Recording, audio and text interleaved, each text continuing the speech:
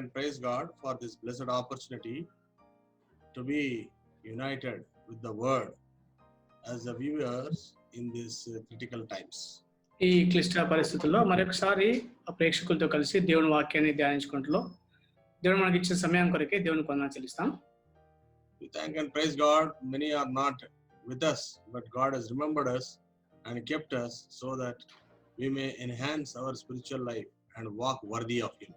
అనేకులు మనతో లేరు, కానీ మనం ఆత్మీయ జీవితంలో ఎదుగుతూ ఆయనకు తగినట్టుగా నడవాలని చెప్పేసి దేవుడు మన ఆయుష్ను పొడిగిస్తుంది. దేవునికి వందనాలు చెల్లిస్తాం. Before last Sunday, we were been meditating on a topic called end times and what kind of people and what kind of church would be at the end times. మనము ఇంతకు ముందు ఆదివారాలు చూస్తే అంత్య దినాలు, ఆ దినాల్లో ప్రజలు ఎట్లా ఉంటారు, సంఘం ఎట్లా ఉంటది అనే విషయాలు ధ్యానిస్తూ వచ్చినాం. We were discussing about the discourse of Olivet in Matthew chapter 24 and verse 4. మత్తయి సువార్త 24వ అధ్యాయం 4వ వచనంలో ఒలీవల కొండ మీద యేసు వారు చేసిన బోధ గురించి మనం చూస్తూ వచ్చినాం. We will read two verses from Matthew's Gospel 24th chapter. మత్తయి సువార్త 24వ అధ్యాయంలో 2 వచనం మనం చదువుకుందాం. Verse 4, Jesus answered and said unto them, take heed that no man deceive you. And verse 11, and many false prophets shall rise and shall deceive many. 24వ అధ్యాయం మత్తయి సువార్త 4వ వచనంలో యేసు వారితో ఇట్లనెను, ఎవడును మిమ్మల్ని మోసపరచుకొనకుండా చూచుకొనుడి. 11వ వచనం, అనేకులైన అబద్ధ ప్రవక్తలు వచ్చి పలువురిని మోసపరచెదరు. Shall we look to the Lord for His grace? సహాయం కొరకు ప్రార్థన చేసుకుందాం. Our loving eternal heavenly Father, ప్రేమగల నిత్యుడగు పరలోకపు తండ్రి, thank Thee and praise Thee, worship Thee and glorify Thee for giving us this blessed opportunity. ఈ ధన్యకరమైన సమయాన్ని బట్టి స్తుతించి ఆరాధిస్తున్నాం ప్రభువా. Lord, we are meditating upon Thy word told by Thee on the Mount of Olives. What would be the condition of the church and what would be the people in the end times? ప్రభువా, అంత్య దినాల్లో ప్రజలు ఎట్లా ఉంటారో, పరిస్థితులు ఎట్లా ఉంటాయి అనే విషయాన్ని గురించి ఒలీవల కొండ మీద మీరు చేసిన ఆ వాక్యాన్ని మేము ధ్యానించుకుంటగా many people are misinterpreting Thy word. అనేకులు నీ వాక్యాన్ని తప్పుగా అర్థం చేసుకున్నాము. Yes, Lord, people are even interpreting that this prevailing world pandemic is nothing but the days of great tribulation. ప్రభువా, కొంతమంది అయితే ఇప్పుడు జరుగుతున్న పరిస్థితులు ఆ మహాశ్రమల కాలం కూడా చెప్తూ వస్తున్నారు. But Lord, without any proper understanding, they want to quote and they want to correlate so many things which are not told by Thee. ప్రభువా, మీరు చెప్పిన అనేక విషయాలు ఏవైతే సరిగ్గా లేవో వాటిని అనుసరణ తీసుకుంటూ వస్తున్నారు ప్రభువా, సరైన గ్రహింపు లేకుండా. 2 days back, you have spoken unto us that the expression of Thy anger comes by pestilence, famine and sword. ప్రభువా, మీరైతే మీ యొక్క ఉగ్రత యొక్క రూపము ఖడ్గము, తెగులు, కరువు చేత వస్తుందని మీరు సెలవిస్తూ వచ్చినారు. Holy Father, in continuation to that, what is our responsibility in these difficult times? We may know it and we may put it into practice. దాని కొనసాగింపుగా ఈ క్లిష్ట పరిస్థితుల్లో మా బాధ్యత ఏంటో మేము తెలుసుకొని దాని ప్రకారం చేయడానికి మాకు సహాయం చేయండి. Help us and grant us Thy words. మీ మాటలు మాకు దయచేసి మాకు సహాయం చేయండి. Help the viewers also take it in right perspective instead of misunderstanding and thinking that this has been told in reference to so and so. It is not in reference to so and so. ప్రభువా, మరి చూసేవారు కూడా దీన్ని అపార్థం చేసుకోకుండా దీన్ని సరైన రీతిలో అర్థం చేసుకునే జ్ఞానం గ్రహింపు దయచేయమని ప్రార్థిస్తున్నాం. And this message belongs to all, including me and including the listeners and including everybody. ప్రభువా, ఇది చెప్పువారు మాకు విని వారందరికి కూడా వర్తించే వాక్యం ప్రభువా ఇది. Therefore, help us to look into Thy words and learn spiritual facts. కాబట్టి మీ వాక్యంను చూసుకొని ఆత్మీయ సత్యాలు నేర్చుకుంటే సహాయం చేయండి. Commit both of ourselves into Thy blessed hands. మమ్మల్ని ఇద్దరిని కూడా మీ హస్తాలకు అప్పచెప్తున్నాం. When we are in Thy hands, Thou will take charge of us and give us Thy utterance. ప్రభువా, మమ్మల్ని మీ చేతిలో తీసుకొని మీరే మీ వాక్కును మాకు దయచేయండి ప్రభువా. And grant us a blessed time. ధన్యకరమైన సమయం మాకు దయచేయండి. For we ask this prayer in the most precious and highly exalted, worthy and matchless name of our Lord and Savior Jesus Christ. ఈ ప్రార్థన అతి ప్రశస్తమైన, శక్తిగల, అసమానమైన, యోగ్యమైన యేసుక్రీస్తు వారి నామములో ప్రార్థించి అడుగుతున్నాం తండ్రి. ఆమేన్. We have been meditating on Matthew's Gospel 24th chapter. మత్తయి సువార్త 24వ అధ్యాయం ధ్యానిస్తూ వచ్చినాం. The 4th verse says, Lord Jesus Christ in the end days take heed that no man deceive you. That means there will be many deceivers. 4వ వచనంలో యేసు ప్రభువు ఏం చెప్తారంటే అంత్య దినాల్లో ఎవడును మిమ్మును మోసపరచకుండా చూచుకున్న అంటే అనేకులు మోసగించే వాళ్ళు వస్తారని అర్థం. In the end days, the deceive is in Matthew 24:4. For deceive, the Greek word is planeo. అయితే ఈ మత్తయి సువార్త 24వ అధ్యాయం 4వ వచనంలో చెప్పబడిన ఈ మోసపరచుకున్న అనే మాటకు గ్రీకు పదంలో మూల పదంలో ప్లానో అనే పదం వాడుతూ వచ్చారు. Planeo meaning mislead from the God to fulfill their own deceptive talk. ప్లానయో అంటే అర్థం ఏంటంటే దేవుడి నుంచి వాళ్ళ సొంత మాటల వైపు తలంపు వైపు ఇతరులను మళ్లించడం అర్థం. Also deceive people from God and make them to fulfill their own deceptive tasks. దేవుడి నుంచి ప్రజలను మళ్లించి వాళ్ళ సొంత మోసపూరితమైన పనుల కొరకు ప్రజలను వాడుకుని అర్థం. This is what it says. దాని అర్థం అట్లా వస్తుంది. And if you see Matthew's Gospel 24th chapter 11th verse, it says false prophets. అక్కడ మత్తయి సువార్త 24వ అధ్యాయం 11వ వచనం గమనిస్తే అబద్ధ ప్రవక్తలు అనే మాట వాడుతూ వచ్చారు. That Greek word says pseudo prophetess. Greek పదంలో మూల పదంలో సూడో ప్రొఫెటస్ అనే పదం వాడారు. One who in God's name teach what is false or a lie. అయితే దేవుని నామం పేరిట అబద్ధాలని బోధించే వాళ్ళు అర్థం అక్కడ. It's a very sad thing, no? చాలా విచారకరం కదా ఇవన్నీ కూడా. In the name of God, teaching something is lie. దేవుని నామంలో అబద్ధాలని బోధించడం. Do we understand what is the seriousness and the grave meaning of this lie in spiritual language? ఆత్మీయ భాషలో ఈ అబద్ధం యొక్క తీవ్రత ఎంత గొప్పగా ఉంటుందో మనం అర్థం చేసుకోగలమా? Lie is a component which is dominates their activity, and activity, if we see lie spoken in deception, is in Garden of Eden in Genesis chapter 3 and verse 4. ఈ అబద్ధము కార్యం దాల్స్తే ఎట్లా ఉంటుందంటే అబద్ధము మోసంతో కలిసి ఆదికాండం 3వ అధ్యాయంలో ఎట్లా కార్యం జరుగుతూ వస్తుందో మనం చూస్తూ మనకు తెలుసు. Genesis chapter 3 and verse 4, regarding it is said that God said unto Adam and Eve, if you eat that fruit which is in the middle of the garden, you will die a spiritual death. That is the meaning of it. అక్కడ 3వ అధ్యాయం 4వ వచనంలో ఆ యొక్క ఏదెన్ తోటలో ఆ పండు తినొద్దన్న పండు తిన్నప్పుడు మీరు ఆత్మీయమైన చావు అనే విషయం అక్కడ రాయబడింది అక్కడ. But what Satan is saying in Genesis chapter 3 and verse 4, అయితే సర్పం ఏం చెప్తుంది 3వ అధ్యాయం 4వ వచనంలో అక్కడ lot of deception. He is saying that he is talking about physical death and saying you will not die. ఇక్కడ సర్పం చూస్తే భౌతికమైన మరణాన్ని గురించి చెప్తూ మీరు చావరు అని చెప్తూ వస్తుంది అది. And that one lie has changed the complete perception of God's plan and human life. అయితే ఆ చిన్న అబద్ధము దేవుని ప్రణాళిక మానవ జీవితాన్ని సంపూర్తిగా మార్చేస్తూ వచ్చింది. Spoken by this Satan, written in Ezekiel chapter 28 and verse 13. అక్కడ యెహెజ్కేలు గ్రంథము 28వ అధ్యాయం 13వ వచనంలో అక్కడ రాయబడిన సాతాను పలికే మాటలు ఇవి. Ezekiel writes it very clearly that you were the snake, you were the one in the Garden of Eden. Shall we read that? యెహెజ్కేలు చాలా స్పష్టంగా రాస్తారు ఏదెన్ తోటలో ఉన్నది నీవే అని చెప్పి రాస్తారు అక్కడ. See chapter 28 and verse 13. 28:13 యెహెజ్కేలు గ్రంథము. దేవుని తోట యొక్క ఏదెనులో నీవుంటివి, మాణిక్యము గోమెదికము సూర్యకాంతమని రక్తవర్ణపు రాయి సుల్లిమాని రాయి మరకతము నీలము పద్మరాగము మాణిక్యము అను అమూల్య రత్నములతోనూ బంగారంతోనూ నీవు అలంకరింపబడి ఉన్నావు. నీవు నియమింపబడిన దినమున పిల్లల గ్రోవులు వాయించువారును నీకు సిద్ధమైంది.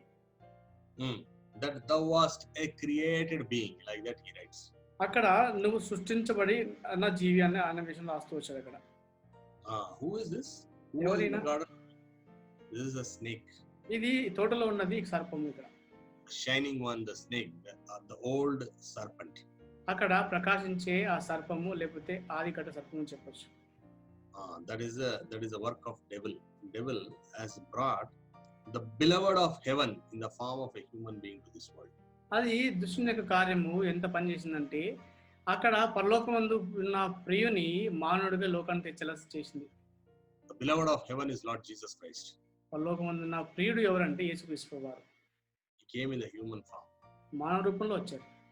You've seen on the Good Friday's message what kind of a humiliation he underwent.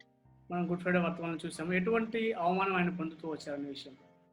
And he underwent all kinds of suffering, and all this is because of the one simple deceptive lie. అన్ని రకాల శ్రమలను అనుభవిస్తూ వచ్చారు. ఇవన్నీ ఎందుకంటే ఒక చిన్న మోసపూరితమైన అబద్ధాన్ని బట్టి. Lie is very grave, ఇది చాలా ఘోరమైనది అబద్ధం అనేది. and when this lie is used with deception, it has brought the beloved of heaven on the cross of Calvary. ఈ యొక్క అబద్ధము మోసముతో కలిపి వాడినప్పుడు పరలోకమందున ఆ ప్రియుని మానవుడిగా భూమికి దించింది.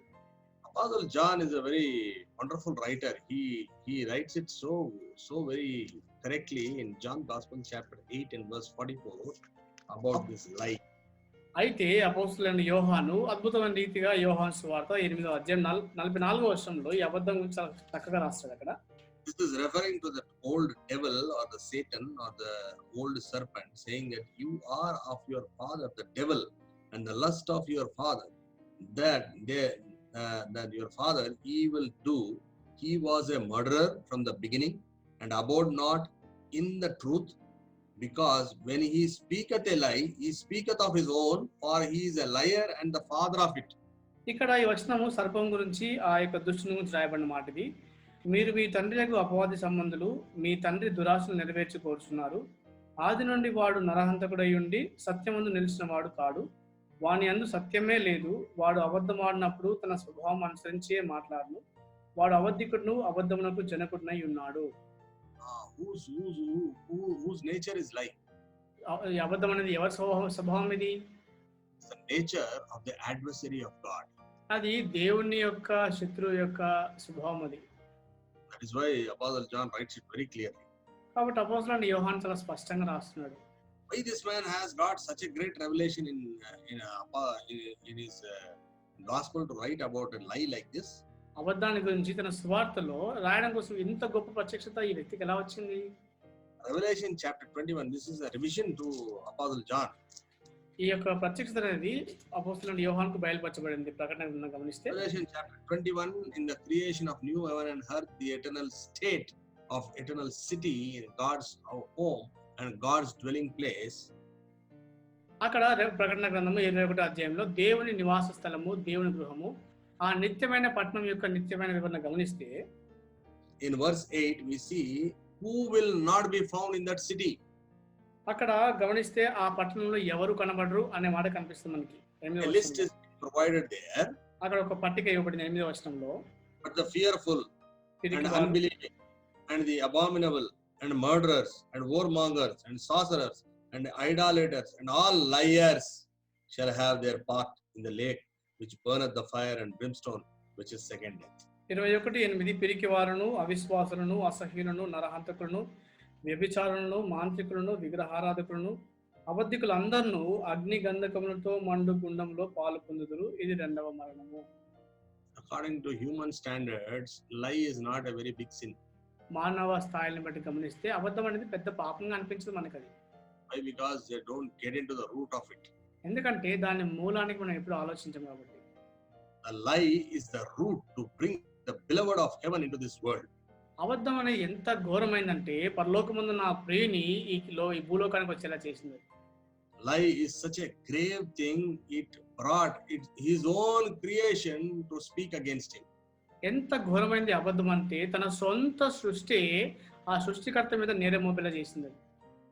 And who were created by him now is asking questions to him who is a God of infinite wisdom. అయితే ఎంత భయంకరమైన పని అంటే అది ఆయన సృష్టించిన ఆ సృష్టి ఇప్పుడు అనంతమైన జ్ఞానం కలిగిన ఆ దేవుణ్ణి ప్రశ్నించేలా చేసింది. See what a dangerous thing is this lie. ఎంత భయంకరమైన చూడండి అబద్ధం అనేది. That's why God in his eternal state does not want lie to be found there. కాబట్టి ఆ యొక్క నిత్యమైన పట్టణంలో ఈ యొక్క అబద్ధం అనేది కనబడదు అని దేవునికి ఆశ ఉంటుంది. In Revelation chapter 22 verse 15 also we see that. మనము ప్రకటన గ్రంథము 22వ అధ్యాయం 15వ వచనంలో కూడా చూస్తాం అది. See it like this here. ఇక్కడ గమనిస్తే ఒకసారి for without our dogs, see with whom he is comparing the liars and the people who make lie. ఇక్కడ అబద్ధం ఆడేవారిని అబద్ధికుల్ని ఎవరితో పోల్చుతాం చూడండి అక్కడ. For without our dogs, sorcerers, warmongers, murderers, idolaters, and whosoever loveth and maketh a lie. What a dangerous thing it is. కుక్కలను, మాంత్రికులను, వ్యభిచారులను, నరహంతకులను విగ్రహారాధకులను అబద్ధమును ప్రేమించి జరిగించు ప్రతి వాడును వెలుపడినందుడు. ఎంత భయంకరంగా గమనించండి. This word says that whosoever loveth and maketh a lie. Somebody love to speak only lies. అక్కడ అబద్ధమును ప్రేమించి జరిగించేవాడు. కొంతమంది అబద్ధం చెప్పడం చాలా ఇష్టం. Every day, every second word is a lie. ప్రతి మాటకు ఒక అబద్ధం చెప్తారు. Oh beloved, you are being solemnly warned by the word of God. If you are lying continuously, constantly, you will never make it to the heavenly holy city. ప్రియమైన వాడా, ఒకసారి గమనించు. నువ్వు పదే పదే అబద్ధాలు చెప్తూ ఉంటే ఎప్పుడు కూడా ఆ పరిశుద్ధ పట్టణంలో మనం ప్రవేశించలేమనే విషయం గంభీరంగా జ్ఞాపకం చేస్తుంది. Most dangerous thing is, అతి భయంకరమైన విషయం ఏంటంటే, in the end days, అంత్య దినాల్లో this lie will be the main component in the ministry of false prophets. ఈ అబద్ధ ప్రవక్తల పరిచర్యలో అబద్ధం అనేది చాలా ప్రాముఖ్యమైన అంశంగా ఉంటుంది. A small twist, pseudo prophets in the name of God teach what is false. అయితే దేవుని నామం పేరిట ఈ అబద్ధ ప్రవక్తలు అనేది అబద్ధాన్ని ఉపదేశిస్తారు. In other words, leading the flock of God astray. ఇంకో మాటలో చెప్పాలంటే దేవుని మందను దారి తొలగించేస్తారు. What is the responsibility of a servant of God or a prophet or a person who is serving God? దేవుని సేవించే వ్యక్తి, దేవుని యొక్క ప్రవక్త, దేవుని సేవకుని యొక్క బాధ్యత ఏమై ఉంటుంది? Primary responsibility is to talk about the heavenly kingdom, what Lord Jesus Christ brought and made it available by shedding his precious blood. ప్రాథమిక బాధ్యత ఏంటంటే యేసుక్రీస్తు ప్రభువారు తన ప్రశస్త రక్తం ద్వారా సంపాదించిన ఆ పరలోక రాజ్యాన్ని గురించి బోధించాలి, ఉపదేశించాలి. It is a reality, irrespective of caste, creed, religion, region. Anybody who does not come under the blood of Lord Jesus Christ or saving grace will land up into fiery hell fire. ఏ మతం వారైనా, ఏ కులం వారైనా, ఏ ప్రాంతం వారైనా, ఏ జాతి వారైనా, ఏ తెగ వారైనా సరే యేసు ప్రభు రక్తాన్ని ఆశ్రయించిన వారు, ఆ యొక్క రక్షించే కృపను కిందికి రాని వారు ఖచ్చితంగా నరకానికి వెళ్ళాల్సినది సత్యం. అది There are about 100 TV channels airing and people are viewing it. దాదాపు 100 టీవీ ఛానళ్ళు చాలా మంది ప్రేక్షకులు గమనిస్తున్నారు. That is a Christian channels. క్రైస్తవ ఛానల్ ప్రాముఖ్యంగా. When you watch the preachers there, nobody is talking about this subject. Very rarely you will find. ఆ బోధకులను గమనించినప్పుడు ఈ అంశాన్ని గురించి బోధించే వాళ్ళు చాలా తక్కువ. In the name of God, what they are doing? They are Yes. trying to handkerchief, saying that Apostle Paul's handkerchief people has touched. So this handkerchief we are paying and selling it. అయితే వాళ్ళు దేవుని నామం పేరిట పరిసర పేర్లు ఏం చేస్తున్నారంటే, అపోస్తలు పౌలు యొక్క ఆ యొక్క దుస్తులు ముట్టినప్పుడు అందరికి స్వస్థత కలిగింది కాబట్టి వాటిని మేము ఆ నామం పేరిట అమ్ముతామని చెప్తుంటారు. And they are saying we are also like Apostle Paul, we will pray and sell handkerchiefs. Apostle Paul did not sell handkerchiefs. మేము కూడా అపోస్తలు పౌలు వంటి వారమే, ఆ యొక్క చేతి రుమాలు మేము కూడా అమ్ముతామని చెప్తా ఉంటారు. కానీ అపోస్తలు పౌలు ఎప్పుడూ ఆ చేతి రుమాలు అట్లా అమ్మలేదు. It was by chance that he has given his handkerchief and his girdle and people touched it and they were healed. అక్కడ తన చేతి రుమాలు ముట్టినప్పుడు అనుకోకుండా వాళ్ళకి స్వస్థత కలిగింది అంతే. దానికి కావాలని చెప్పి దాన్ని అమ్మలేదు అక్కడ. But this has been made a merchandise. See, this is from Bible only. They will show it. See, Apostle Paul's handkerchief people have touched and they were healed. Today also this handkerchief you touch, you will be healed. You buy these things like that they will say. ఇవన్నీ Bible నుంచి చూపిస్తారు. అపోస్తలు పౌలు చేతి రుమాలు తాకినప్పుడు స్వస్థత కలిగింది అని చెప్పి అక్కడ నుంచి చూపించి అవన్నీ చేస్తుంటారు. Bible also they will quote James chapter 5 and from 14 onwards, if you are unwell, anoint with oil and pray, like that they will say. బైబిల్లో యాకోబు పత్రిక 5వ అధ్యాయం 14వ వచనంలో అనారోగ్యంగా ఉన్న వారి మీదకి వెళ్ళి నూనె పెట్టి ప్రార్థన చేయమని చెప్పిన ఈ వాక్యాలను వాళ్ళు ఎత్తి చూపిస్తూ ఉంటారు. The original language also it is said oil only, but it does not say that you have to apply olive oil or coconut oil or any oil.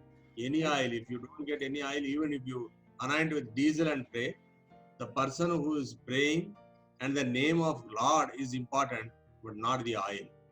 అయితే గమనిస్తే మూల భాషలో గమనించినా సరే అది నూనె అని రాయబడింది తప్ప అది ఒలివ నూనె లేకపోతే వేరే నూనె, కొబ్బరి నూనె ఏం రాయబడలేదు. కాబట్టి ఏ నూనె వాడి ప్రార్థించినా సరే ప్రాముఖ్యమైనది ఏంటంటే అక్కడ ప్రార్థించే వ్యక్తి అది ఎవరి నామంలో ప్రార్థించిన అది ప్రాముఖ్యం కాదు, అది ఏ నూనె అనేది ప్రాముఖ్యం కాదు. One man is making merchandise out of it and earning millions because he says that I got this olive oil from Israel. This is a prayed oil and you anoint this, every sickness will go. కొంతమంది ఏం చేస్తారంటే ఇది Israel నుంచి తీసుకొచ్చిన ఒలివ నూనె ఇది పెట్టి ప్రార్థన చేసినప్పుడు స్వస్థత కలుగుతుందని చెప్పి దాని పేట వేలు సంపాదిస్తుంటారు, వ్యాపారం చేస్తారు. Making merchandise out of it. దాని నుంచి వ్యాపారం చేస్తుంటారు వాళ్ళు. Millions and millions of small bottle of coconut oil selling in the name of prayer oil and even secular TV channels also have shown it in the news. కొన్ని TV ఛానల్లో కూడా చూపిస్తూ వచ్చినారు ఈ యొక్క కొబ్బరి నూనె డబ్బాలు ఇవన్నీ కూడా కొన్ని వేల కొద్దిగా అమ్మి దాని వల్ల వ్యాపారం చేస్తుంటారు. What is this? Leading the flock astray from God. దేవుడి నుంచి మందను దారి తొలగించిన ఇదంతా కూడా That's a very sad thing. చాలా విచారకరం అది.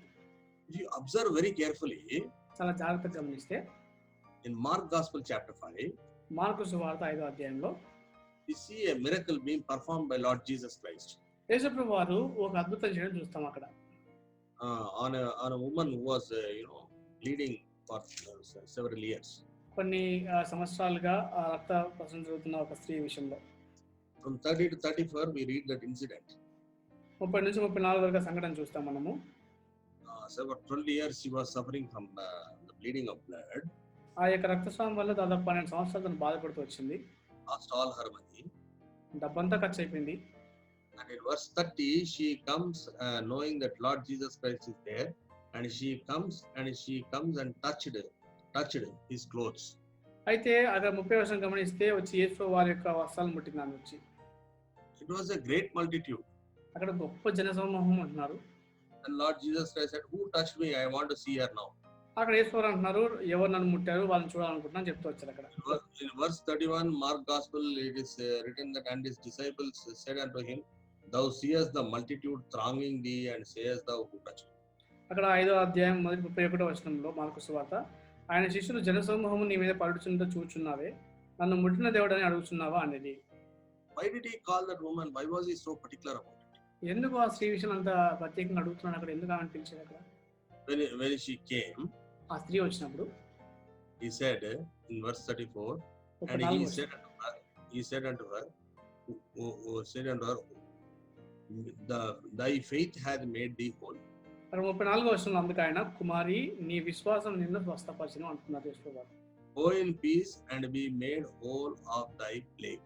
సమాధానం గల దానవై పొమ్ము, నీ బాధ నివారణ అయి నీకు స్వస్థత కలుగును గాక అని ఆమెతో చెప్పాను. Plague is not removed because of his garment. ఆ యొక్క నివారణ అనేది ఆ యొక్క వస్త్రపు చెంగును బట్టి రాలేదు కానీ, why Lord Jesus Christ called that woman, you know? ఎందుకు యేసు ఆ స్త్రీని ప్రత్యేకంగా పిలిచారు తెలుసా? Lord Jesus Christ was very particular that healing through him and not by the garment. అయితే యేసుప్రభు వారు స్పష్టంగా చెప్పాలనుకున్న విషయం ఏంటంటే, స్వస్థత అనేది ఆయన వల్ల కలిగింది కానీ ఆ వస్త్రపు చెంగును బట్టి కాదు అని చెప్పడానికి. How many people are leading people astray? ఎంతమంది క్రైస్తవుల్ని దారి తప్పిస్తున్నారు చూడండి, గమనించండి. Why we are burdened to say is that people also should be aware of it. ఎందుకు ఇవన్నీ చెప్పడానికి భారం అంటే, ప్రజలు కూడా ఇవన్నీ తెలుసుకోవాలి వాక్యంలో ఉన్న విషయాలు. When huge containers or vessels, one man will keep on oil and putting the oil in his hand and putting it on the heads of the people and run towards the multitude. What kind of things are these? Which apostle did in the scripture like that? పెద్ద పెద్ద నూనె డబ్బాలు నూనె తీసుకొని అందరి తల మీద పెడుతూ పోతా ఉంటారు. ఏ అపోస్తలులు బైబిల్లో ఇవన్నీ చేస్తూ వచ్చారండి? And in which incident it was been recorded like that? It is not there. బైబిల్లో ఏ సంఘటనలో రాయబడ్డ ఇవన్నీ ఎక్కడ లేవు కదా. But when the world is like this, Brother Buxing stood out distinctly different by bringing and preaching the right doctrine from the New Testament pattern. అయితే లోకమంతా ఇట్లా చేస్తున్నప్పుడు సహోదరు బక్సింగ్ గారు చాలా ప్రత్యేకమైన విధానంలో, నూతనమైన విధానంలో నూతన నిబంధన క్రమాన్ని తీసుకొని వచ్చారు అక్కడికి. Why we were so different than other people in the world? లోకంలో ఇతరులకు ఎందుకు ప్రత్యేకంగా ఉంటున్నాం? He gave importance to the scripture. లేఖనాలకు ప్రాముఖ్యత తీసుకొచ్చారు ఆయన. But what happened to us these days? అయితే ఈ దినాల్లో మనకి ఏమైపోయింది? We are not giving so importance to the scripture. లేఖనాలకు ఎక్కువ ప్రాముఖ్యత ఇవ్వట్లేదు. Everything we are doing like olden days only, but we are not doing it for the sake of the Lord. అయితే అన్నీ కూడా ఇంతకుముందు జరిగినట్టు చేస్తున్నాం కానీ మనం దేవుని కోసం మాత్రం చేయడం లేదు. Our Lord seeks sincerity in our work. మన పనిలో యథార్థత చూస్తాడు దేవుడు. See, we see one incident, it will give us a light glimpse as to what happened and how we have deteriorated in this ministry in the years. ఈ కొన్ని సంవత్సరాల్లో మనము ఈ పరిచర్లో ఎట్లా దారి తప్పిపోయామో అనే విషయం గురించి ఒక చిన్న సంఘటన చూద్దాం. Here we see in 2 Kings chapter 5. రెండో రాజుల గ్రంథం 5వ అధ్యాయం. 2 Kings chapter 5 verse 20. రెండో రాజుల గ్రంథము 5వ అధ్యాయము 20వ వచనం. Here we see a man called Gehazi. ఇక్కడ గెహాజీ అనే వ్యక్తిని చూస్తాం మనం. who was a servant of Elisha. Elisha యొక్క సేవకుడు ఆయన. Before that, we should understand one thing. Elisha also was once upon a time servant to Elijah. దానికంటే ముందు మనం గమనించాల్సిన విషయం ఏంటంటే ఎలీషా కూడా ఒకప్పుడు ఏలియాకి దాసుడుగా ఉంటూ వచ్చాడు, Prophet. అయితే ఈ దినము తను ప్రవక్తగా ఉంటూ వచ్చినాడు. And then his man Gehazi is found as a servant. అయితే ఈ ఎలీషా దగ్గర గెహాజీ సేవకుడుగా ఉంటున్నాడు. So what is his target? What should be his target? అయితే ఈ గెహాజీ యొక్క గమ్యము గురి ఏమై ఉండాలి? తర్వాత He should become a next prophet after Elisha. Elisha తర్వాత తదుపరి ప్రవక్తగా ఈయన అవ్వాలి. Unfortunately, we see this man's agenda is different, this man's eye is different, this man's need is different. అయితే గుర్తిస్తే దురదృష్టవశాత్తు ఈయన దృష్టి, ఈయన యొక్క గమ్యము, ఈయన యొక్క వైఖరి వేరేదిగా ఉంటాం మనం గమనిస్తాం. See what he says in verse 20. As the Lord liveth, in the last portion, please see in English. As the Lord liveth, I will run after him and take somewhat of him. అక్కడ 2 రాజుల గ్రంథము 5వ అధ్యాయం 20వ వచనం చివరి భాగంలో గమనిస్తే, యెహోవా జీవముతోడు నేను పరిగెత్తుకొని పోయి అతన్ని కలుసుకొని అతని యొద్ద ఏదైనాను తీసుకుంది అనుకొని. What is the opening statement he is using? ఆయన వాడే పదం ఏంటి? ఆరంభంలో మొట్టమొదటి మాట See, as the Lord liveth. యెహోవా జీవముతోడు అంటున్నాడు. Who spoke like this? ఎవరన్నా ఇట్లా యెహోవా జీవముతోడు అన్న మాట? His boss spoke like this. He's a prophet. Elisha spoke like this. ఆయన గురువు గారైన ప్రవక్త అయిన ఎలీషా ఈ పదం వాడుతూ వచ్చాడు, యెహోవా జీవముతోడు అనే పదం. ఎక్కడ వాడారండి? 2 Kings chapter 2 verse 2. 2 రాజుల గ్రంథము 2వ అధ్యాయం 2వ వచనం. In the middle portion, you see he was running and following after his boss Elijah. అయితే ఎక్కడ గమనిస్తే ఆ 2వ వచనం మధ్య భాగంలో ఎలీషా యొక్క గురువు గారైన ఏలియా వెళ్ళిపోతున్న సమయంలో What did he say? ఏమన్నాడు అక్కడ? Elijah said unto him, as the Lord liveth and as thy soul liveth, I will not leave thee. అక్కడ ఎలీషా యెహోవా జీవంతోడు నీ జీవంతోడు నేను నిన్ను విడువనని చెప్పగా, as the Lord liveth, for what did he use that sentence and statement? అక్కడ యెహోవా జీవంతోడు అనే మాట ఏ ఉద్దేశం కొరకు ఏ మాటలు వాడుతూ వచ్చాడు? I will not leave it because I want double portion of blessing. నేను వదిలిపెట్టను ఎందుకంటే నాకు 200 ఆత్మ కావాలి కాబట్టి. And I will follow you. నేను వెంబడిస్తాను నేను. Because I want to serve God. ఎందుకంటే నేను దేవుని సేవించాలనుకుంటున్నాను. The same word this man is using, Gehazi. అదే మాట గెహాజీ కూడా వాడుతున్నాడు. But what is his intention? కానీ ఆయన ఉద్దేశం ఏముంటుంది? Gehazi followed after Naaman. నామాన్ వెనకాల పరిగెడుతున్నాడు గెహాజీ. For what? దేని కొరకు? Verse 23 says, for the sake of 2 talents of silver. 23వ వచనంలో అక్కడ 2 వెండి దానికోసం పరిగెడుతున్నాడు. And some garment, 2 changes of garments. తర్వాత వస్త్రాల కోసం పరిగెడుతున్నాడు. Today also servants are like this only in our assembly. ఈ దినాల్లో సేవకులు కూడా మన సంఘాల్లో ఇట్లే ఉంటున్నాం. What they have learned the language of Elisha. వాళ్ళు ఎలీషా యొక్క భాషను నేర్చుకున్నారు. What is that language? ఏమిటా భాష? God willing, we will do. దేవుని చిత్తం అయితే చేస్తాం. God willing is for outwardly telling, but doing is my will. బయటికి మాత్రం దేవుని చిత్తం అని చెప్తాం కానీ చేసేదంతా నా చిత్తం చేస్తాం. Like Gehazi. గెహాజీ వలె. As the Lord liveth. యెహోవా జీవం తోడు. What will I do? ఏం చేస్తాను నేను? I will get 2 talents of silver. అక్కడ 2 మణుగుల వెండి తెచ్చుకుంటాను నేను పోయి. But is it not correct? అది సరైనదిగా లేదు మన జీవితాల్లో. It is not pointing out somebody, some useless perverse fellows will talk saying so many things. He is finding fault, he is trying to criticize, he is trying to judge. It is not like that. Bible is saying like this. This is words of God. I am not here to criticize somebody or something. We have to correct whoever it is. It is for me also. If somebody says, I have to correct. If I am doing like this, it is for me. ఇది వేరే వాళ్ళని విమర్శించడం కొరకు తీర్పు తీర్చడం కొరకు కాదు, కానీ దేవుని వాక్యంలో ఉన్న విషయాలు ఉన్నది చెప్తున్నా. అది వేరే వాళ్ళకైనా వర్తిస్తుంది, చెప్పే మాకైనా వర్తిస్తుంది. If we are also saying God willing and running after 2 talents of silver, it definitely applicable to me. నేను కూడా దేవుని చిత్తం అని చెప్పేసి ఆ 2 మణుగుల వెండి వెనకాల పరిగెడుతుంటే అది నాకు కూడా వర్తిస్తుంది వాక్యం. అది It's a very serious thing. చాలా తీవ్రమైన విషయం అది. We need to think about it. దాని గురించి జాగ్రత్తగా ఆలోచించాలి ఒకసారి. Because this man was performing his own agenda, speaking the language of God, unfortunately, this man could not perform a single miracle. అయితే దేవుని యొక్క భాషని వాడుతూ తన సొంత ఉద్దేశాలు నెరవేర్చుకుంటున్న కారణం చేత దురదృష్టవశాత్తు ఒక్క అద్భుతం కూడా తన జీవితంలో చేయలేకపోయినాడు. 2 Kings chapter 4 verse 31 records it very clearly. రెండో రాజుల గ్రంథము 4వ అధ్యాయం 31వ వచనంలో స్పష్టంగా రాయబడింది. And Gehazi passed on before them and laid the staff upon the face of the child, but there was neither voice nor hearing, wherefore he went again to meet him and told him, saying, the child is not awake. Gehazi వారికంటే ముందుగా పోయి ఆ దండమును బాలుని ముఖం మీద పెట్టాను కానీ ఏ శబ్దమును రాకపోయాను, ఏమీ వినవచ్చినట్టు కనబడలేదు కనుక వాడు ఎలీషాను ఎదుర్కొని వచ్చి బాలుడు మేలుకొనలేదని చెప్పాను. Beloved, work of God is not visible in your life because you are speaking the language of God but not fulfilling the agenda of God.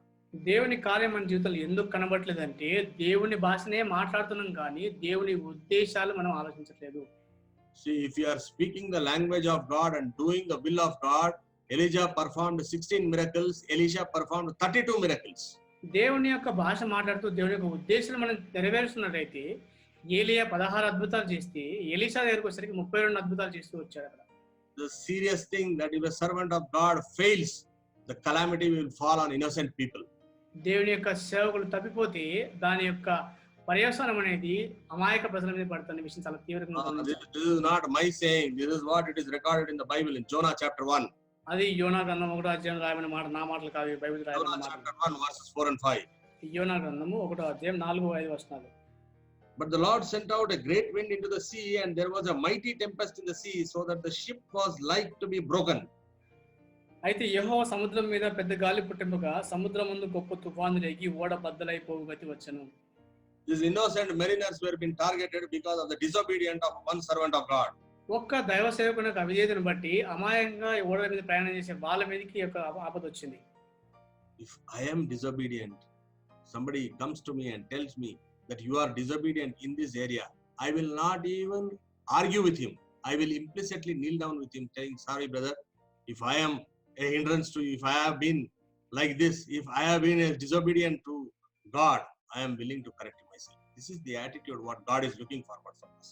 అయితే దేవుడు మన నుంచి ఎదురు చూసే ఆ యొక్క వైఖరి ఎట్లా ఉంటుందంటే, నేను అవిధేయుడిగా ఉన్న విషయం ఎవరిని వచ్చి చెప్తే వాళ్ళతో తర్కించడము వాదించడం కాదు, కానీ వెంటనే వాళ్ళతో కూడా మోకరించి ఫలానా విషయంలో నాకు అభ్యంతరంగా ఉంటే క్షమించమని దేవుణ్ణి ఆ వ్యక్తిని కూడా అడిగే స్థాయిలో మనం ఉండాలి. That is what is the responsibility of a servant of God. దేవుని యొక్క సేవకుని యొక్క బాధ్యత అది. This man did not listen to the God's commandment, and the calamity has fallen on the mariners. ఈ వ్యక్తి దేవుని యొక్క ఆజ్ఞను అవిధేయత చూపించిన కారణం చేత ఆ యొక్క ఆపద అనేది ఆ యొక్క నావికుల మీద పడుతూ వచ్చింది. అది What is the remedy for that? దానికి నివారణ ఏంటి? Someone else will not seek forgiveness for that. దాని కొరకు వేరే వాళ్ళకి క్షమాపణ అడగరు. In Jonah chapter 2, యోనా గ్రంథం 2వ అధ్యాయము, this man prayed from the belly of the fish itself. ఆ యొక్క చేప కడుపులో నుంచే ప్రార్థిస్తూ వచ్చాడు అక్కడ. Then Jonah prayed unto the Lord his God out of his fish belly and said, I cried by reason of mine affliction unto the Lord, and he heard me. అక్కడ 2వ అధ్యాయం 1-2 వచనం గమనిస్తే, ఆ మత్స్యం కడుపులో నుండి యోనా యెహోవాను ఇలాగ ప్రార్థించను, నేను ఉపద్రవంలో ఉండి యెహోవాకు మనవి చేయగా ఆయన నాకు ప్రత్యుత్తరం ఇచ్చెను. Lord, is it not correct that every one of us are covetous, or every one of us are wanting to have authority? మనలో ప్రతి ఒక్కరం కూడా లోభిస్తూ అధికారం కలిగి ఉండాలనే విషయం సత్యం కదా మన జీవితాల్లో. Where did we get this? This is a wrong doctrine according to Bible. Bible ప్రకారం తప్పుడు సిద్ధాంతం. ఎక్కడ నేర్చుకున్నాం ఇవన్నీ కూడా? Where did we get it? ఎక్కడ నేర్చుకున్నాం ఇవి? This we have got it. This Nicolaitans doctrine. This Nicolaitans doctrines mean wanting authority on people. ప్రజల మీద అధికారము కలిగి ఉండడం అనేది నికోలాయితుల బోధగా ఉంటుంది. అది Where did we get this? ఎక్కడ నుంచి నేర్చుకున్నాం ఇది? ఎక్కడ అనిపిస్తుంది? Acts of Apostle chapter 6 verse 5, we read about an initial church and a deacon by name Nicholas.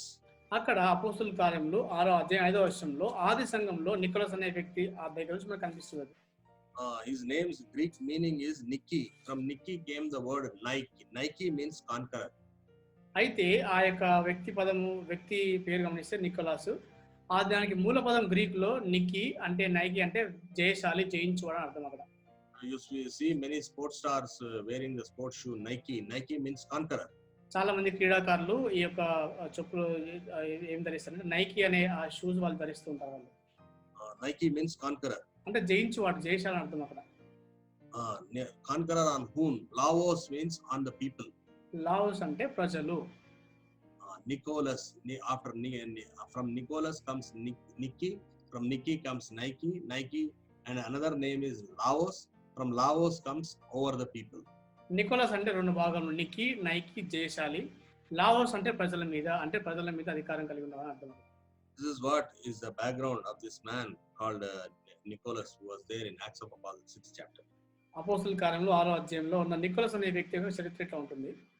He was a very novice person, like that history says, the early church history says. ఆది సంఘం యొక్క చరిత్ర ఏం చెప్తుందంటే అప్పుడే రక్షించబడిన కొత్త వ్యక్తి అని చెప్తుంది అక్కడ. Somehow he became a deacon. ఏదో రీతిగా అక్కడ అధికారితో వచ్చాడు. Because he became a deacon. ఒక డీకన్ అయ్యాడు కాబట్టి. Very soon this man has backslidden his life. కాబట్టి చాలా వేగంగా తన జీవితంలో వెనుకంజ వేస్తూ వచ్చాడు అక్కడ. According to his name, he tried to rule over the people. Nicholas, in conquering people. ఆయన పేరును బట్టి వాళ్ళ మీద అధికారం చెలాయించడానికి ప్రయత్నం చేశాడు. ఆయన పేరుకు అర్థం. Because of his position as a deacon in the early church, ఆ యొక్క తన ఆది సంఘంలో తనకున్న స్థానాన్ని బట్టి after a period of 2 decades or so, he started exercising authority on other churches. 2 దశాబ్దాల తర్వాత వేరే సంఘాల మీద కూడా అధికారం చెలాయించడం మొదలుపెట్టాడు. It's recorded in Revelation chapter 2 and verse 15. ఇది ప్రకటన గ్రంథము 2వ అధ్యాయం 15వ వచనం రాయబడింది మాట. See what is it written there in Revelation chapter 2 and verse 15. ప్రకటన 2:15 ఏం రాయబడింది చూడండి అక్కడ. So hast thou also them that hold the doctrine of Nicolaitans. అటువలనే నికోలాయితుల బోధన అనుసరించు వారును నీలో ఉన్నారు. That means he had a group who were called as Nicolaitans. అంటే నికోలాయితులను పేరు పెట్టబడని చెప్తున్నా అక్కడ. And what did he do? ఏం చేశారు వాళ్ళు? He was a backslidden man and he went to the church of Pergamos and he also made that church as a backslidden church. వెనుకంజ వేసిన వ్యక్తి పర్గమ అనే సంఘానికి వెళ్ళి ఆ సంఘం కూడా వెనుకంజ వేయడానికి కారణమయ్యాడు అక్కడ. I am not telling my words. నా మాటలు చెప్పట్లేదు. If you see the early history of the 3rd century, ఆ యొక్క ఆది సంఘం చరిత్ర 3వ శతాబ్దంలో గమనిస్తే, and somebody by name Irenaeus has written the history of this Nicholas. Irenaeus అనే ఒక దైవజనుడు ఈ నికోలాస్ యొక్క చరిత్ర రాస్తూ వచ్చాడు. Who is this Irenaeus? Bishop Irenaeus. ఈ బిషప్ ఐరేనియస్ అనే వ్యక్తి ఎవరు? He was a disciple of Polycarp. Polycarp యొక్క శిష్యుడిగా ఉన్నాడు. Was burnt alive for the sake of the Lord. దేవుని కొరకు సజీవ దహనంగా చేయబడ్డ వ్యక్తి Polycarp. Was that Polycarp? Polycarp అంటే ఎవరు? Was a disciple of Apostle John who has written Revelation and John's Gospel and also epistles. తర్వాత యోహాను సువార్త, ప్రకటన గ్రంథము, యోహాను పత్రికను రాసిన యోహాను శిష్యుడు, అపోస్తలుడైన యోహాను యొక్క శిష్యుడు ఈ Polycarp. Early church history has recorded, anybody has got access to the early church history, you can read it. Irenaeus is called the spiritual grandson of Apostle John. గమనిస్తే ఈ ఐరేనియస్ అనే వ్యక్తి అపోస్తలుడైన యోహాను యొక్క ఆత్మీయ మనవడుగా ఆ యొక్క చరిత్రలో రాయబడింది. ఎవరికైనా ఆది చరిత్ర తీసుకొని చదవచ్చు మనం. This man Irenaeus written about this man Nicolaitans. అయితే ఐరేనియస్ అనే ఈ వ్యక్తి నికోలాయితుని గురించి ఆ యొక్క వ్యక్తి రాస్తూ వచ్చాడు చరిత్ర గురించి. Why? He was obsessed with power because he wanted authority over the people. అయితే ప్రజల మీద అధికారం కొరకైన వాంఛ కలిగినాడు కాబట్టి అలా చేస్తూ వచ్చాడు నికోలాస్ అనే వ్యక్తి. Not only he became apostate, he made many churches apostate. ఆయన ఒక్కడే మాత్రం కాదు కానీ అనేకమైన సంఘాలని అట్లా వెనుకంజ వేసే కారణమయ్యాడు. Lord, is it not correct that we are also not satisfied with a tag called God servant these days? ఈ దినాల్లో దైవ సేవకులు అనే ఒక పేరుతో మనకు కూడా తృప్తిగా ఉండే విషయం నిజం కాదా? We are not satisfied with that name. ఆ పేరుతో మనకు తృప్తి లేదు మనకి. We want to do and we want to go to any extent. We are obsessed with the position. Some says they want chairman, some says they want governing body, some say they want trustee. ఒక్కొక్క పదవికి ఒక్కొక్క పేరుతో ఏదో ఒకటి సంపాదించిన దానికోసము ఎంతకైనా చేయడానికి మనం తెగిస్తూ ఉంటాం. We want to go to any extent. ఎంత దూరమైనా తెగిస్తాం మనం. We can join with adulterers. వ్యభిచారులతో కూడా కలుస్తాం కావాల్స్తే. We will join with worldly people. లోకస్తులతో కూడా కలుస్తాం కావాల్స్తే. We will go and hire murderers to execute people. కావాలి నరహంతకులతో కూడా మనం చేయగలుగుతాం. Spend the whole time discussing about legal litigations. సమయం అంతా కూడా ఈ చట్టపరమైన విషయాల గురించి చర్చించడానికి సరిపోతుంది. Instead of going and doing the work of God, sitting and meditating with the word of God, trying to extend the church and to add the church, call the people into the kingdom of God, we are wasting our time in these kind of activities. దేవుని సంఘాన్ని విస్తరించడానికి బదులుగా, దేవుని సంఘంలో ఆత్మను సమకూర్చడానికి బదులుగా, ప్రజల విషయంలో ఉన్న పట్టింపు దాని విషయంలో కాకుండా మన సమయం అంతా వీటి గురించే గడుపుతుంటాం మనం. Are we not like Gehazi? Gehazi వల్ల మనం లేమా? Learned the language of God, దేవుని భాషను నేర్చుకొని but we want to fulfill our own agenda. మన సొంత ఉద్దేశం నెరవేర్చుకోవాలనుకుంటాం. Want to fulfill our agenda. మన ఉద్దేశం నెరవేర్చుకోవాలనుకుంటాం మనం. What is my agenda? నా ఉద్దేశం ఏంటి? I want to be like Nicholas. Nicholas వల్ల ఉండాలనుకుంటున్నాను నేను. I want to be the conqueror over the people. ప్రజల మీద జయశాలిగా ఉండాలనుకుంటున్నాను నేను. People should respect me. అందరూ నన్ను గౌరవించాలి, People should honor me. నన్ను ఘనపరచాలి అందరూ కూడా ప్రజలు. And we talk about the humility of Lord Jesus Christ. తర్వాత యేసు గురించి తగ్గి గురించి మనం Is బోధిస్తాం. willing to listen to a person who wants to come and discuss with the word of God, who is there free. కాబట్టి దేవుని వాక్యం గురించి చర్చించాలనుకున్న వారి ఆసక్తులు మరి ఎవరు ఉంటున్నారు? Who is the one who wants to clarify the doubts of a person who wants to come into the kingdom of God? దేవుని రాజ్యంలోనికి రావాలనుకున్న వ్యక్తి యొక్క సందేహాలు తీర్చాలనుకుంటున్న వారు ఎక్కడ? What is the responsibility of a servant of God, or the shepherd of God? What does the scripture says? దేవుని సేవకుడు, దేవుని కాపరి యొక్క బాధ్యత ఏమై ఉంటుందని వాక్యం సెలవిస్తుంది. Kindly turn with me to Ezekiel chapter 34. యెహెజ్కేలు గ్రంథం 34వ అధ్యాయం. Ezekiel chapter 34, యెహెజ్కేలు గ్రంథం 34వ అధ్యాయము verse 2. 2వ వచనం. Son of man, prophesy against the shepherds of Israel, prophesy and say unto them, Thus saith the Lord God unto the shepherds, Woe be to the shepherds of Israel, that do feed themselves. Should not the shepherd feed the flock? నరపుత్రుడా, ఇశ్రాయేళ్ల కాపరుల గురించి ఈ మాట ప్రవచింపము. ఆ కాపరులతో ఇట్లనము, ప్రభువు యెహోవా సెలవిచ్చినదేమనగా, తమ కడుపు నింపుకొని ఇశ్రాయేళ్ల కాపరులకు శ్రమ, కాపరులు గొర్రెలను మేపవాలను కదా. What they have to do? వాళ్ళు ఏం చేయాలి? Feed the flock with the word of God. దేవుని వాక్యంతో ఆ యొక్క మందను మేపాలి. గొర్రెలు. When people are very busy in not doing this work, ఈ పని చేయకుండా వేరే వాటిల్లో నిమగ్నం అయిపోయి, and what they are doing is they are sending a people who cannot feed the flock. అక్కడ గొర్రెలను మేపలేని ప్రజలను వాళ్ళు పంపిస్తారు అక్కడికి. Those who do not know they themselves what to preach are preaching today.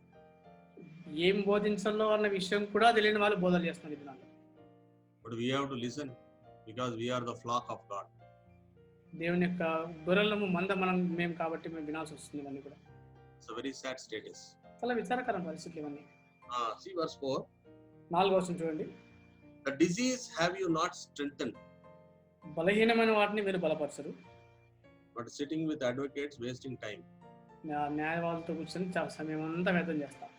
Thinking about legal litigation, how will I regain control over so and so thing?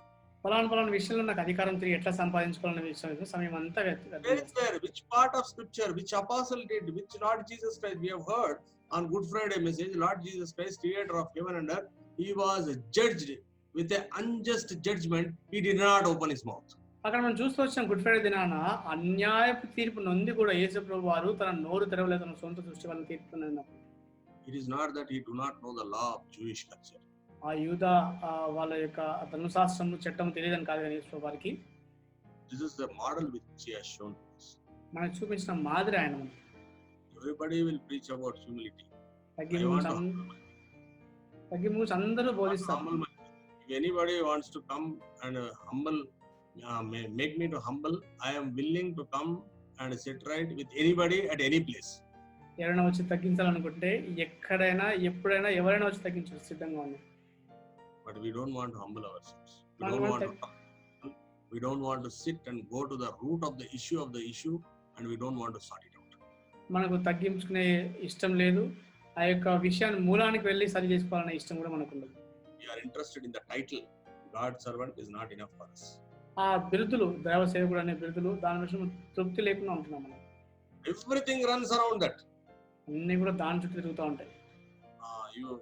Who will come as a special speaker? ప్రత్యేకమైన వర్తమానికి ఎవరు వస్తారు? Who will invite us to so and so country? That man will come and preach. Whether he knows the word of God or not is a secondary thing. But we have to call him as a special speaker so that he will call me to that place.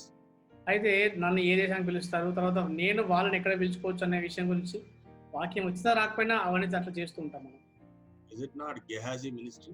అది గెహాజీ పరిసరి కాదా? See what God is saying. దేవుడు ఏం చెప్తున్నాడు చూడండి ఒకసారి. Have you visited the diseased flock? రోగములు గల వాటిని స్వస్థపరచరు, Neither have ye healed that which was sick. గాయపడిన వాటిని కట్టుకట్టరు, Neither have ye bound up that which was broken. అక్కడ ఆ గాయపడిన వాటికి కట్టుకట్టరు. And most importantly, neither have ye brought again that which was driven away. తోలి వేసిన వాటిని మరలా తోలుకొని రారు. Who is there to go after the driven away things? తోలి వేసిన వారిని వెతుక్కుంటూ వెళ్ళడానికి ఎవరున్నారు? We have to go sought that which was lost, but with force and with cruelty have we ruled. తప్పైన వాటిని వెతుకరు, అది మాత్రమే కాక మీరు కఠిన మనస్కులై బలాత్కారంతో వాటిని ఏలుదురు. I will capture this one, I will capture that one, I will use force, I will go to police. నేను దీన్ని వశం చేసుకుంటాను, దాన్ని వశం చేసుకుంటాను, పోలీస్ బలగము అది ఇవన్నీ వాడతాను చెప్తూ వస్తాను. Is it correct? అది సత్యమా, నిజమా? అది If this is our status, మన పరిస్థితి ఇట్లా ఉంటే, I am a product of Hebron, that's why I am talking about Hebron, not about any other cities. హెబ్రోన్లో పుట్టి పెరుగుతూ వచ్చారు కాబట్టి హెబ్రోన్ గురించి మాట్లాడుతున్నాం, వేరే శాఖల గురించి దేని గురించి మాట్లాడలేదు. See, today this is the condition. మన పరిస్థితి ఎట్లా ఉంటుంది ఈ దినం. Yet we want to do prayer meetings. అయినప్పటికీ ప్రార్థన కోడికలు కావాలి మనకి. Want to show to the world that we are praying for the world. లోకం గురించి ప్రార్థన చేస్తున్నామని చూపించుకోవాలని ఇష్టపడతాం. Will God hear such people's prayer? దేవుడు అటువంటి ప్రార్థన వింటాడా? No, God is asking one question. ఒక ప్రశ్న అడుగుతున్నాడు దేవుడు. Ezekiel chapter 34 verse 10. 34:10 యెహెజ్కేలు గ్రంథం. Thus saith the Lord God, behold, I am against the shepherds, and I will require my flock at their hand. ప్రభువైన యెహోవా సెలవిచ్చినదేమనగా, నా జీవం తోడు నేను ఆ కాపరులకు విరోధినైతిని, నా గొర్రెలను గూర్చి వారి యొద్ద విచారించదను. He will seek an account of his flock. తన గొర్రెల గురించి లెక్క అడుగుతాడు దేవుడు. They were born again by the ministry of some other shepherd. వేరే కాపరి పరిశ్రమలో తిరిగి జన్మించినారు వాళ్ళు. And they are learning to grow spiritually in the guidance of some other shepherd. వేరే కాపరి ఆధ్వర్యంలో ఎదగడానికి నేర్చుకోవడానికి ప్రయత్నం చేస్తున్నారు. Suddenly some Nicolaitans will come and they want to conquer the people, they want to rule over them. అకస్మాత్తుగా కొంతమంది నికోలైతులు వచ్చి ప్రజల్ని ఏలాలి, అధికారం సంపాదించాలని ప్రయత్నం చేస్తున్నారు. For that they want to do anything and everything. దానికోసము ఏదైనా సమస్తం చేయడానికి వెనుకాడు. If somebody speaks to them in the light of the word of God, they will say, these people are talking against us, they are preaching against us. It is not against you or against any other person or any other individual. This is against the system. అయితే ఎవరైనా దేవుని వాక్యాల నుంచి ఏమైనా విషయాలు చెప్పాలనుకుంటే, నాకు విరోధంగా చెప్తున్నాడు ఇవన్నీ చెప్తుంటాం కాబట్టి ఎవరికి విరోధం కాదు, కానీ ఇవన్నీ కూడా వాక్యంలో ఉన్న విషయాలను చూపిస్తున్నాం. God is going to seek an account. దేవుడు లెక్కడుతాడు ఒక దినం. Keeping so many flaws in ourselves, maybe God punishing the world because he wants to humble ourselves like Jonah. How Jonah humbled himself, likewise we also have to humble ourselves. బహుశా మనలో ఉన్న ఇన్ని లోపాలను బట్టి దేవుడు లోకానికి శిక్షిస్తున్నాడేమో. యోనా వలె మనం కూడా తగ్గించుకొని దేవుని దగ్గర ప్రార్థించాల్సిన సమయం వచ్చిందేమో బహుశా. If we humble ourselves, maybe God will hear our cry. బహుశా మనం తగ్గించుకొని ప్రార్థిస్తే దేవుడు మన ప్రార్థన ఆలకిస్తాడు. The past 10 days I was seeing many videos in the social media. Everybody is talking about James chapter 5 verse 16. గత దినాల్లో చూసినప్పుడు సామాజిక మాధ్యమాల్లో ప్రతి ఒక్కరు కూడా యాకోబు పత్రిక 5:16 గురించి అనేక మంది చెప్తూ మాట్లాడుతూ వచ్చారు. James chapter 5 verse 16. యాకోబు పత్రిక 5:16 వచనం. Confess your faults.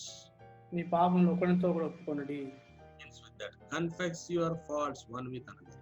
నీ పాపములు ఒకరితో ఒకరు ఒప్పుకొను రాయబడింది.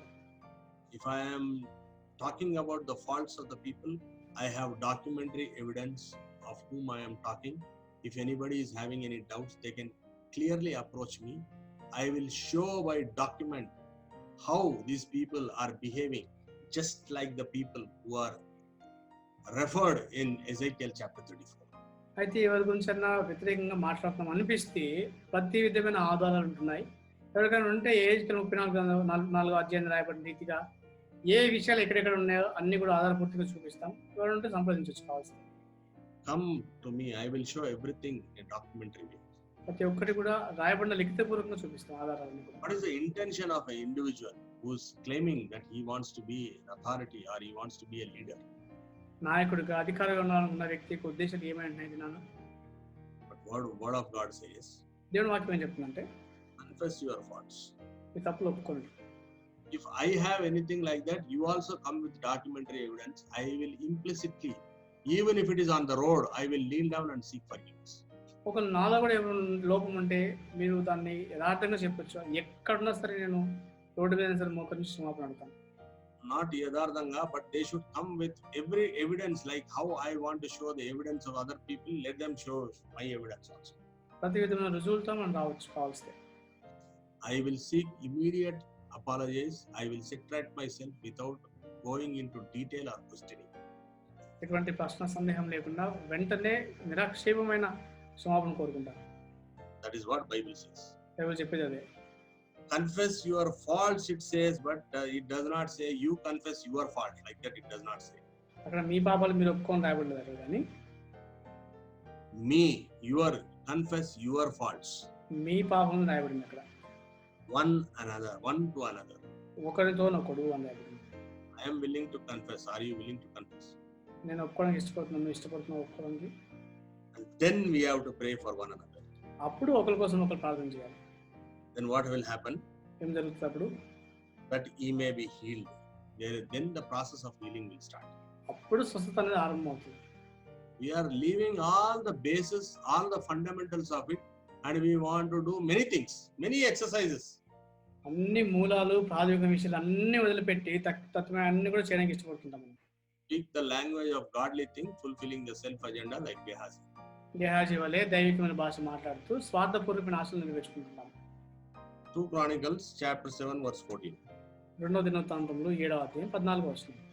These are principal kind of words in the word of God. ఇవన్నీ కూడా దేవుని వాక్యంలో నియమాలు. ఇవన్నీ We are learning it from childhood. బాల్యం నుంచి నేర్చుకుంటూ వచ్చినాం. We want to put it into practice, and to an extent we are putting it into practice. అవి అభ్యాసం చేయాలని చెప్పి కొద్ది వాటికి కొంచెం దాన్ని అభ్యాసం చేస్తూ వస్తున్నాం. In verse 14 it says, 14వ వచనంలో if my people నా పేరు which పెట్టబడిన నా are జనులు, called by my name, నా పేరు పెట్టబడిన నా జనులు, who are my people called by my name, meaning నా పేరు పెట్టబడిన నా జనులు అర్థం ఏంటి? that means we are called as Christians. That means we are called because Christian, because we are seen as Christ walks. So that's why we are called by his name, Christians.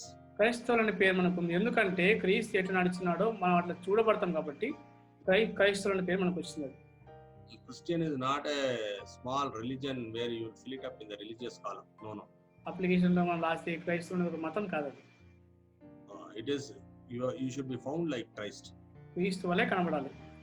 If you are my people, which are called by my name, then there should be one immediate quality that says humble themselves.